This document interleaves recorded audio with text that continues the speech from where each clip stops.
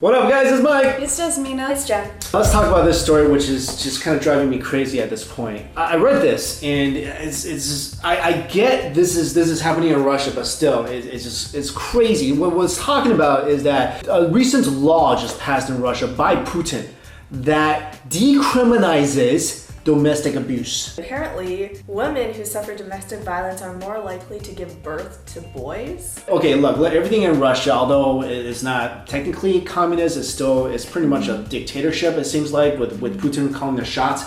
So the media, I'm thinking, is mostly state controlled as well. I don't know for a fact, but I'm thinking that's the case. So of course, a lot of people started to support why the decriminalizing of domestic abuse is a good thing. So like you mentioned, one of the benefits is that if you get beat by your husband a lot, you're gonna give birth to a boy. It doesn't make sense at all, ever. None of that doesn't make sense. There's no justifying it. There's no scientific anything behind it. The guy who wrote it in the newspaper, he said that there was scientific evidence. Apparently, someone actually made a scientific study. Okay, you know what? You can scientifically prove anything.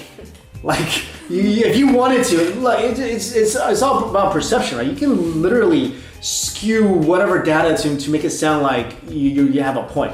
What is the study? It's pretty much just saying that husbands who beat women or like beat their wives are like somehow more capable of giving birth to boys. So sociopaths and horrible abusers, they're most likely to give birth to a boy. Yeah. That's the most stupidest thing I ever heard in my life. Yeah, and how women are supposed to be proud of their bruises. Yeah. Like, these women are dying every year.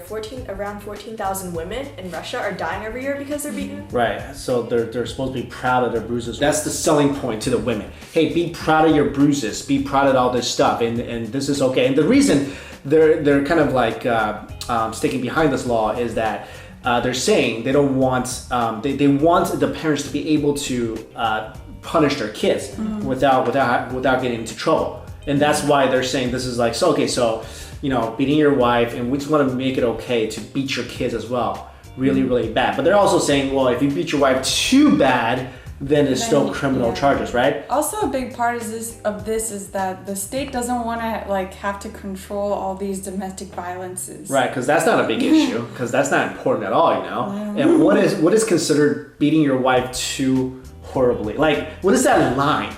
Does she have to lose an eye? Like, I don't understand that. Bruises are okay, but if you beat her to death, then that's not okay. Of course that's not okay. Bruises aren't okay either, okay? If this happened in America, oh my goodness. I mean, if it happened anywhere in like civilized worlds that actually makes sense, then this is obviously not tolerated. But this whole spin of it, it's just hilariously disgusting how they try to spin this. It's like, okay, wait, this is like a PR campaign. This is actually a good thing for women. So, getting beat by your husbands, that's a good thing. Then you should be proud of that. Show off your bruises like a battle scar in the days of the Spartans or whatever the heck. Spinning it in a way that is a positive thing. That's what's really disgusting about it. You know what this is kind of reminds me of? What? There's something similar to this happened in China. Not exactly. There's Chinese. Okay, first of all, there's really no domestic abuse laws in China. Right? I got beat when I was growing up. I got whooped. All my friends got whooped. Every kid in my generation definitely got whooped. Like, a lot of times what they said to me like back then was the stupid phrase that people still repeat now.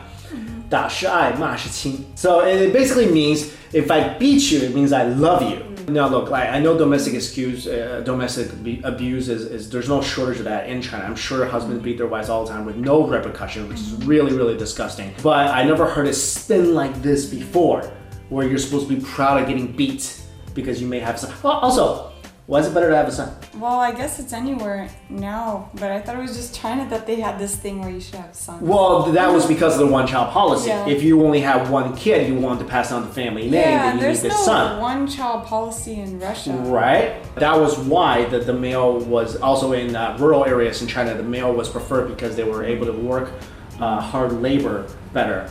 But I'm just saying, it's also a very sexist thing, right? Because now look at China. You got like 20 gazillion men and like no women. You know, I was like, so, you know, have more girls. Why are you trying to have a lot of boys? Like, I mean, this is still stuck in that, what Russia, you need more men to join the army? Like, God, like, just, this is like, why? There's so much about this that I dislike, but it's such a crazy, crazy story. And guys, let us know your thoughts on this whole thing. Thank you all so much for watching. See ya. Bye.